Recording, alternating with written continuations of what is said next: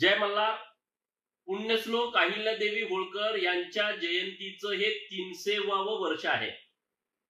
केंद्र सरकार आणि राज्य सरकारच्या माध्यमातून जयंतीचे अनेक कार्यक्रम आणि विविध उपक्रम देशभर सुरू आहेत.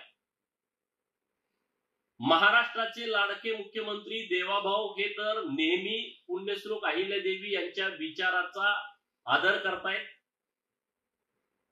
महाराष्ट्रामध्ये अहमदनगरचं नामांतरण पुण्यश्लोक अहिल्यादेवी नगर, सोलापूर विद्यापीठाचं नामांतरण पुण्यश्लोक अहिल्यादेवी होळकर सोलापूर विद्यापीठ, महाराष्ट्रामध्ये महिला आणि युवतींच्यासाठी पुण्यश्लोक अहिल्यादेवींच्या नावानं स्टार्टअप योजना, 400च्या वर मंदिरांचं पुण्यश्लोक अहिल्यादेवी होळकरांच्या नावानं जीर्णोद्धार, अहिल्यादेवी सिंचन विहीर, पुण्यश्लोक अहिल्यादेवी होळकर घरकुल योजना, असे अनेक उपक्रम देवाभाऊने राबवलेले आहेत.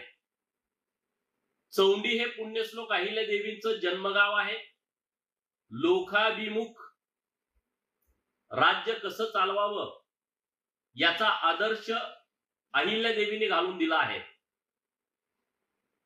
याच आदर्शावरती महाराष्ट्र आणि चौंडीचा विकास करण्याची ताकद आणि शक्ती ही चौंडीच्या भूमीमध्ये आहे.